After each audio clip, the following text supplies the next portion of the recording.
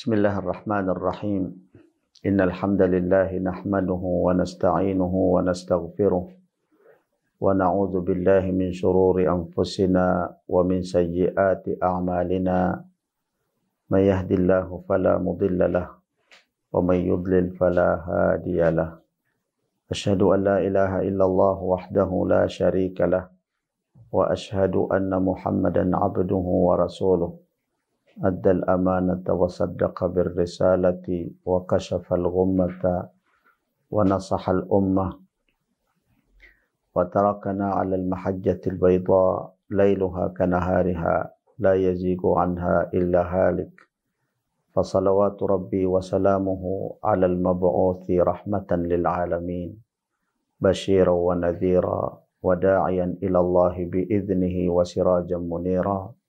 Wa ba'du, assalamualaikum warahmatullahi wabarakatuh. Mga masugid naming taga-panood sa ating mga series na lectures na ito na pinamagatang Bangsamoro Wahdatun Diniyatun wa Wataniyah. Bangsamoro Religious in National Unity, sumainyo ang kapayapaan, awa at mga biyaya ng Allah subhanahu wa ta'ala. Tatalakay natin ang kabilang sa mga religious values at saka human values.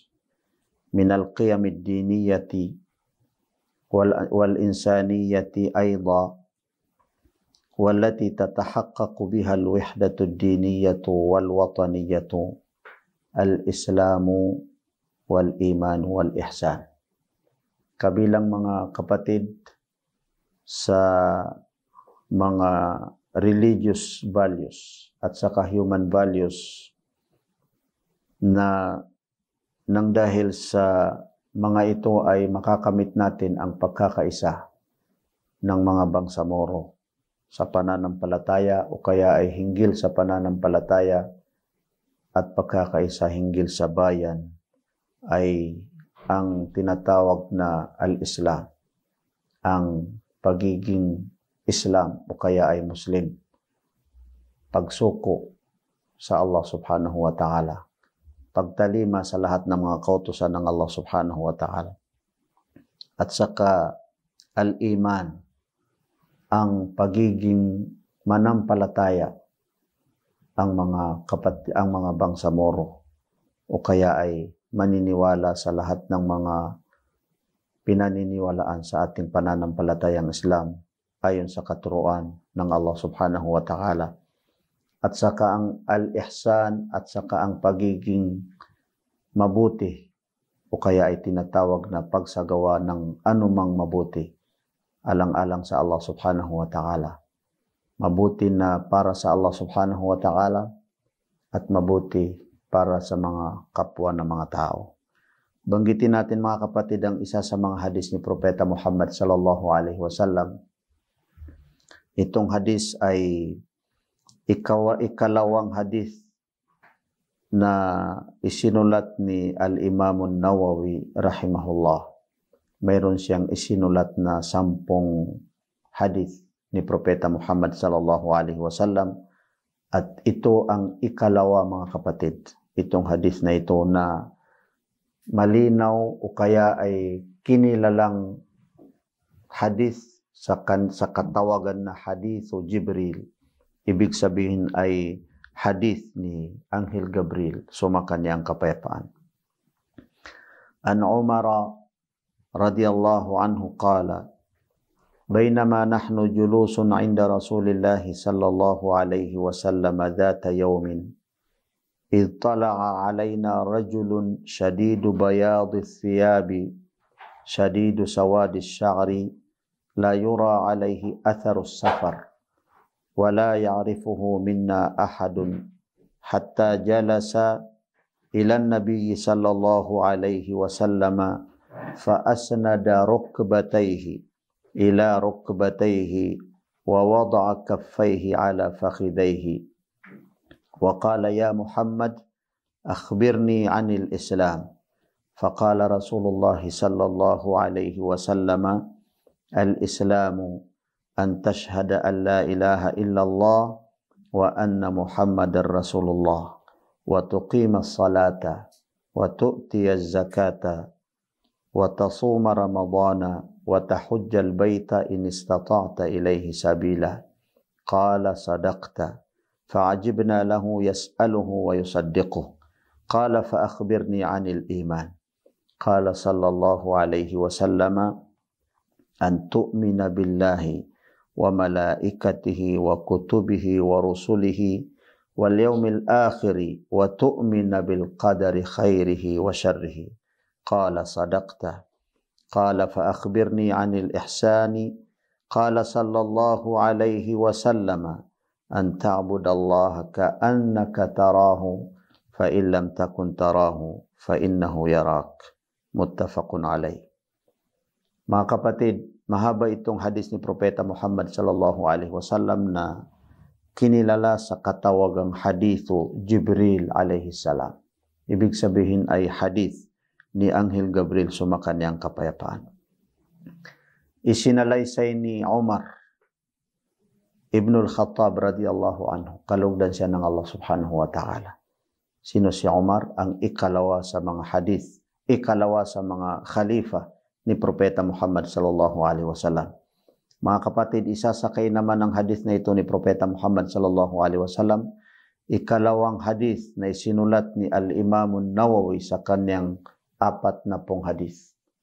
At ito rin ay isinalaysay ng ikalawa sa mga khalifa ni Propeta Muhammad sallallahu alaihi wasallam na si Umar, na anak ni Al-Khattab, kalugdan siya ng Allah subhanahu wa ta'ala. Qala, ito ang ikinuwento ni Umar ibn al-Khattab radiyallahu anhu. Bainama nahnu julusun 'inda Rasulillah sallallahu alaihi wasallam dhata yawmin. Isang araw na kami ay nakaupo sa harapan ni Propeta Muhammad o harapan ng sugo ng Allah subhanahu wa ta'ala na si Propeta Muhammad sallallahu alaihi wasallam. Ittala'a alayna rajulun, ay biglang nakarating, dumating sa amin ang isang lalaki. Shadidu bayadith thiyabi, na sobrang puti ang kanyang damit. Maputi, pinakamaputi o kaya'y higit na maputi ang kanyang damit. Yung suot ng dumating na lalaki na yun. Shadidu sawadi sya'ri, at sobrang maitim ang kanyang buhok. Sobra maputi ang kanyang damit at sobrang maitim ang kanyang buhok. La yura alayhi atharus safar, hindi alam, hindi nakita ang bakas ng kanyang paglalakbay, kung saan siya nanggaling, paano siya nakarating. Wala ya'rifuhu minna ahadun, walang sinuman na nakababatid o nakakakilala sa kanya, sa amin. Lahat ng mga kasamahan ni Propeta Muhammad na nakaupo sa panahon na yun, sa oras na yun ay walang nakakakilala, walang nakababatid kung sino ang lalaki na yun na biglang dumating sa kay Propeta Muhammad sallallahu alaihi wasallam, hatta jalasa ila Nabi sallallahu alaihi wasallam, hanggat sa umupo siya bigla sa harapan ni Propeta Muhammad sallallahu alaihi wasallam. Fa asnada rukbatayhi ila rukbatayhi, kanyang isinandal ang kanyang tuhod, dalawang tuhod sa tuhod ni Propeta Muhammad sallallahu alaihi wasallam. Ibig sabihin ay hinarap niya si Propeta Muhammad sallallahu alaihi wasallam. Wa wada'a kaffayhi ala fakhidayhi, at kanyang inilagay ang dalawa niyang kamay sa hita ni Propeta Muhammad sallallahu alaihi wasallam. Ganito mga kapatid, inilagay niya sa hita, sa dalawang hita ni Propeta Muhammad sallallahu alaihi wasallam ang kanyang dalawang kamay. Wa qala ya Muhammad, akhbirni 'anil Islam. O Muhammad, nagsabi siya, O Muhammad, sabihin mo sa akin, ikwento mo sa akin kung ano ang pananampalatayang Islam, ano ang pagka-Muslim, pagiging Muslim. Mga kapatid, ito yaon ay si Anghel Gabriel, ang dumating, ang lalaki na dumating sa kay Propeta Muhammad sallallahu alaihi wasallam. Isa sa mga kainaman ng hadis na ito mga kapatid ay inilarawan ni Umar ibn al-Khattab radiyallahu anhu kung papaano dumating si Anghel Gabriel sa kay Propeta Muhammad sallallahu alaihi wasallam at saka ang buong kasaysayan na ginawa at saka ang buong ginawa ni Anghel Gabriel nung siya dumating sa kay Propeta Muhammad sallallahu alaihi wasallam. Ito ay nangangahulugan mga kapatid na at saka patunay na si Propeta Muhammad ay sugo ng Allah subhanahu wa ta'ala. Sapagkat lahat ng mga sugo, lahat ng mga propeta ng Allah subhanahu wa ta'ala ay dumarating sa kanya si Anghel Gabriel. Yun ang isa sa mga palatandaan ay ang pagsidatingan ni Anghel Gabriel sa mga sugo o kay sa kanila na mga sugo o kaya ay mga propeta ng Allah subhanahu wa ta'ala. Tinanong ni Anghel Gabriel si Propeta Muhammad sallallahu alaihi wasallam kung ano ang Islam. Ano mga kapatid ang tugon ni Propeta Muhammad sallallahu alaihi wasallam? Faqala Rasulullah sallallahu alaihi wasallam, al-Islamu an tashhada an la ilaha illallah.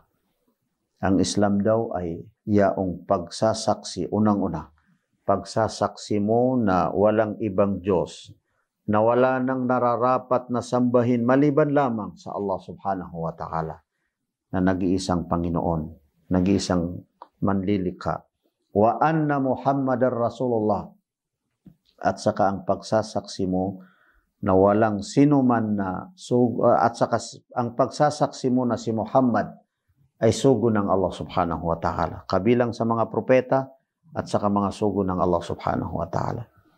Sa tingin niyo mga kapatid, kung lahat tayo na mga bangsamoro, lahat tayo na mga Muslim na nagbibigkas ng la ilaha illallah, sumasaksi ng walang ibang Diyos na nararapat na sambahin, sa tingin niyo ay makagawa ba tayo, pwede ba, posible na makagawa tayo ng mga bagay na hindi karapat-dapat at maging sagabal sa pagkakaisa ng mga bangsamoro, pagkakaisa natin bilang mga Muslim? Sa tingin natin mga kapatid, kung lahat tayo ay nagsasaksi at time-team sa pagsasaksi natin na nag-isa ang ating mahal na Panginoong Diyos at sa kawalan ng siya lamang ang karapat-dapat na sambahin, katiyakan na hindi tayo makagawa ng hindi karapat-dapat. Kung lahat tayo na sumasaksi at nagbibigkas na si Muhammad ay sugo ng Allah subhanahu wa ta'ala, siyang huwaran natin sa lahat ng mga ginagawa natin, makagawa ba tayo ng hindi karapat-dapat?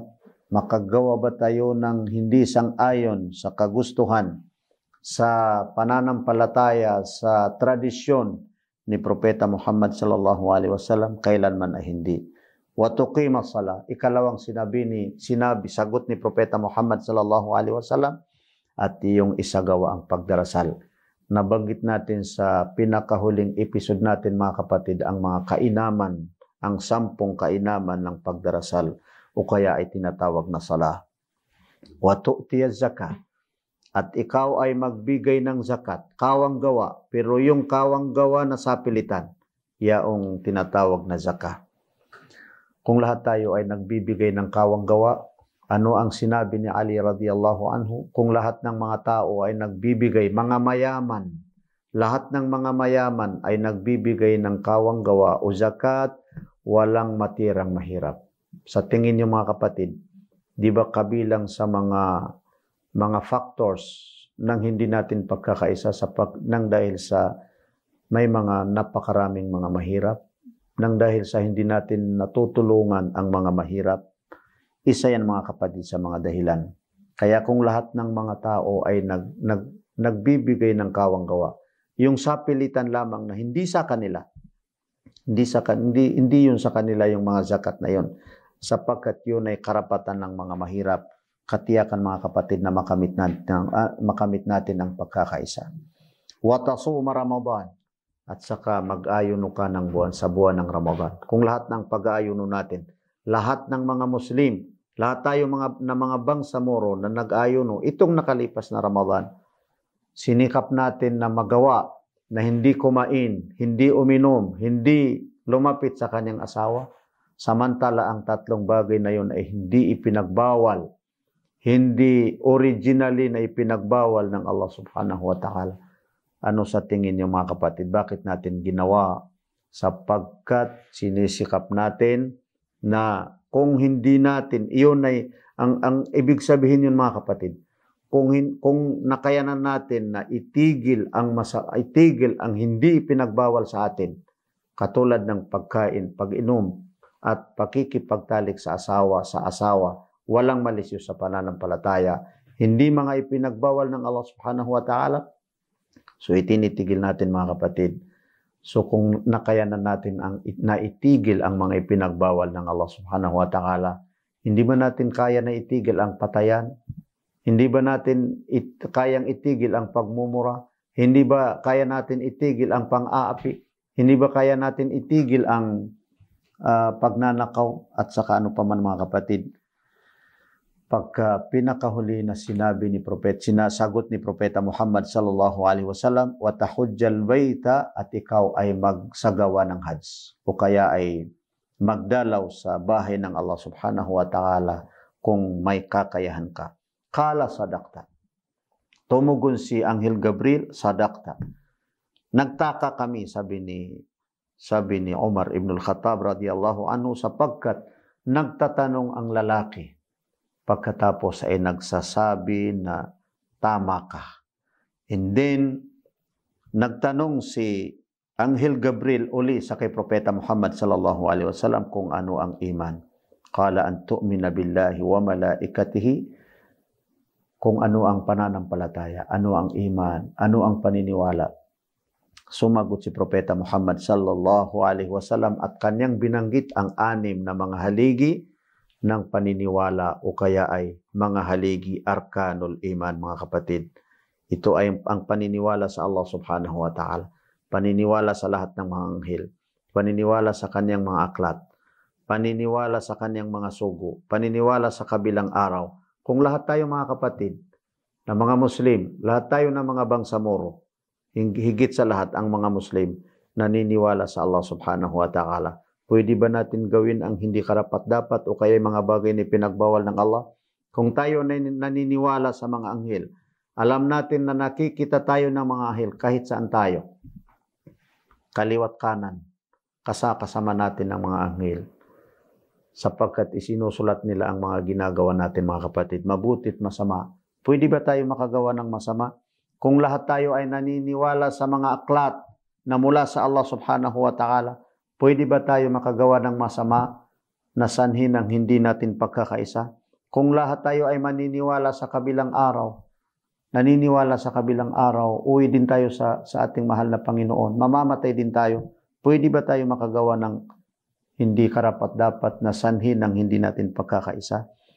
Pinakahuli, ika-6 na binanggit ni Propeta Muhammad sallallahu alaihi wasallam, wa tu'mina bil qadari khairihi wa syarrihi, at ikaw ay maniniwala o sumampalataya sa kapasyahan ng Allah subhanahu wa ta'ala, mabutit masama.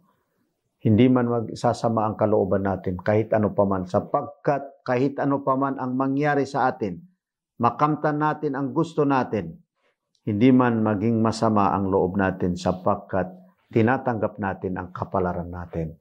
Kung ang sa atin ibibigay ng Allah subhanahu wa ta'ala, masama at mabuti, tinatanggap natin sapagkat mula sa Allah subhanahu wa ta'ala. Inshallah mga kapatid, ipagpatuloy natin ang ating pagtalakay sa mga kabilang sa mga values, religious values at saka human values. Inshallah, tatalakay natin ang tinatawag na ihsan.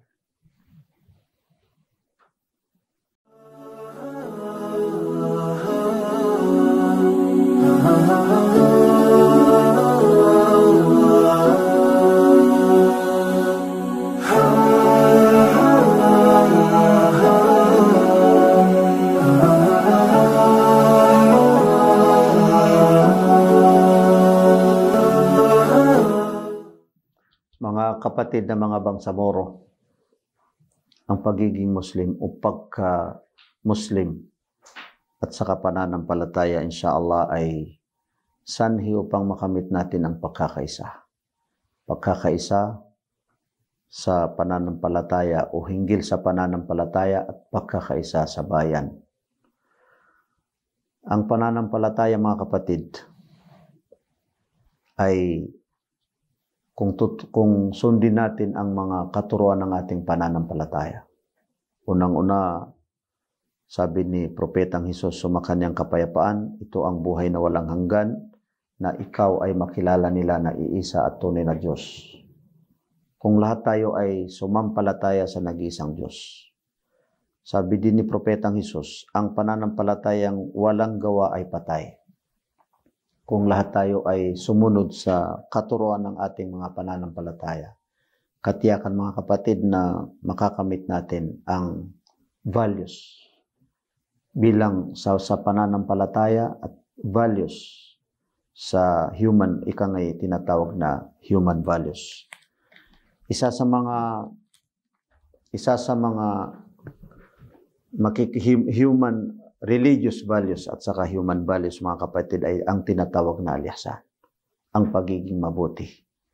Maraming mga talata na binanggit ng Allah subhanahu wa ta'ala. Sa Suratul Baqarah, wa anfiqu fi sabilillahi wa la tulqu bi aydikum ila tahlukah wa ahsinu innallaha yuhibbul muhsinin. Kayo ay gumastos, sabi ng Allah subhanahu wa ta'ala, alang-alang sa Allah subhanahu wa ta'ala. So, ibig sabihin, gumawa ng mga mabuti. Gumastos sa lahat ng mga dapat na pagbigyan ng o kaya pag-ukulan ng gastos. Wala tulqu bi aydikum ila tahluka.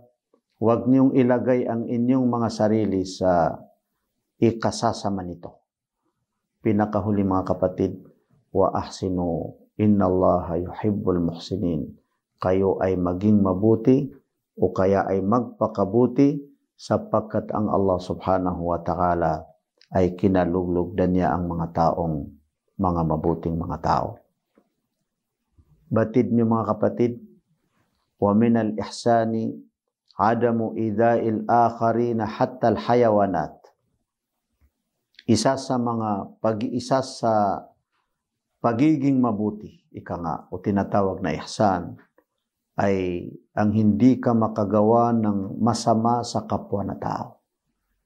Masama sa kapwa na tao. Lahat ng mga bagay na hindi karapat-dapat at ikasasama ng kapwa na mga tao ay hindi dapat na gawin. At yun ay kabilang sa tinatawag na ihsan. Isa yun sa values natin, mga kapatid. Kapag ang tao alam niya na ang masama sa kanya, hindi niya gagawin sa kanya na kapwa, sa kanyang kapwa na tao. Kahit pa ang mga bagay na hindi karapat-dapat na gawin sa mga hayop. Hindi lamang mga tao, mga kapatid, bagkus ay kahit pa sa mga hayop. Isa sa mga hadis ni Propeta Muhammad sallallahu alaihi wasallam, wa idha dabahtum fa ahsinu dibha. Kapag kayo ay kumatay ng mga kakatayin na hayop. Ibig sabihin, yung mga kinakatay natin sapagkat halal na kainin natin, ipinahintulot na kainin natin, butihan niyo ang inyong pagkatay. Hindi yung kung ano na ang dapat na gawin. Yun lamang ay mga hayop, mga kapatid.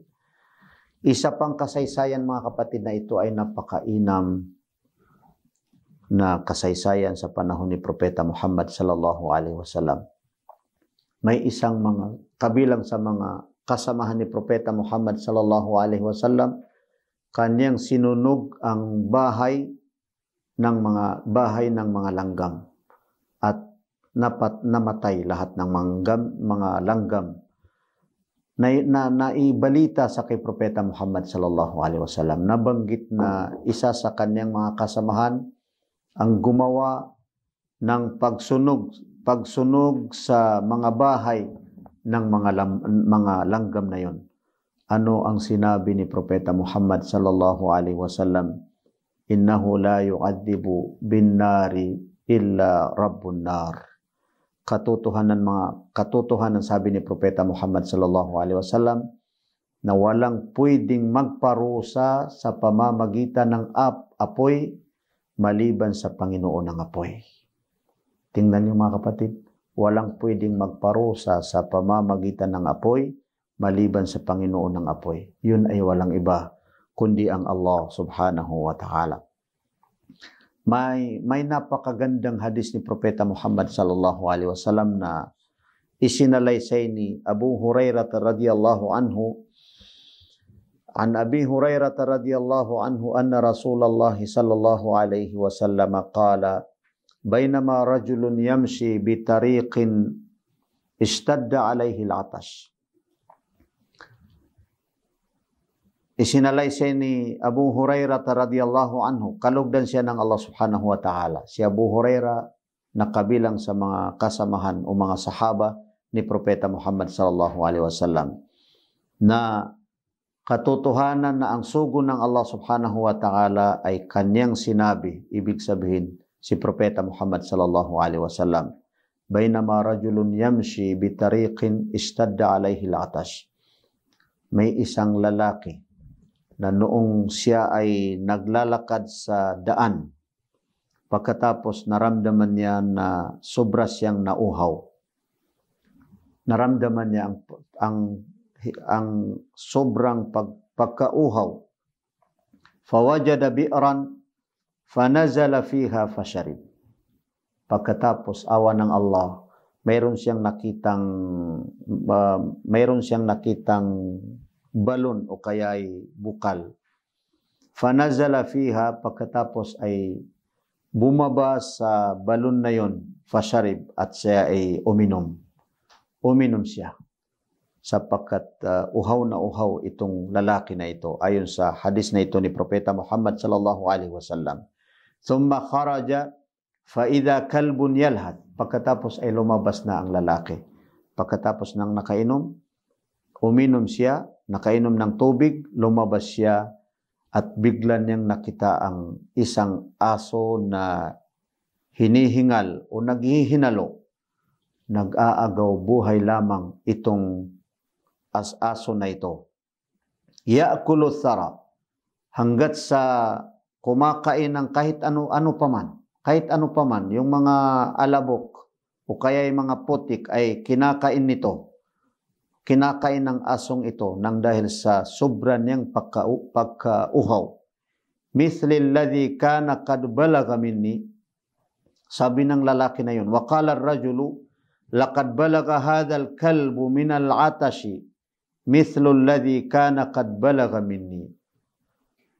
Sa naramdaman, katotohanan naramdaman o kaya ay naranasan ng asong ito nang dahil sa kanyang pagkauhaw ang katulad ng aking naranasan nung ako'y nauhaw. Yun nga yung tinatawag natin sa wikang Maguindanao na kapaminda ba, tumanaw ng utang na loob. Fanazal al-bi'r, para sa gayon, nang dahil sa yun ang pumasok sa isip, sa kalooban ng lalaki na yun, nauhaw ang aso na yun, katulad ng kanyang pagkauhaw, ay bumaba siya muli sa balon na yun at kumuha siya ng tubig. Kanyang iniihip ang kanyang sapatos para kumuha ng tubig, pagkatapos ay pumunta sa taas at pinainom ang asong ito. At sabi ni Propeta Muhammad sallallahu alaihi wasallam, fasyakarallahu lah. Nagpasalamat ang Allah subhanahu wa ta'ala. Allahu Akbar. Ang Allah nagpasalamat sa isang lalaki na pinasinikap na makainom ang isang aso na nang dahil sa kanyang pagkauhaw. Faghafaralah. At pinatawad siya ng Allah subhanahu wa ta'ala. Nakapasok siya sa ibang mga hadis, nakapasok siya sa paraiso ng Allah subhanahu wa ta'ala. Sabi ng mga kasamahan ni Propeta Muhammad sallallahu alaihi wasallam, Ya Rasulullah, inna lana fil bahaimi ajra. Katotohanan na mayroon ba tayong gantimpala kahit sa mga hayop lamang?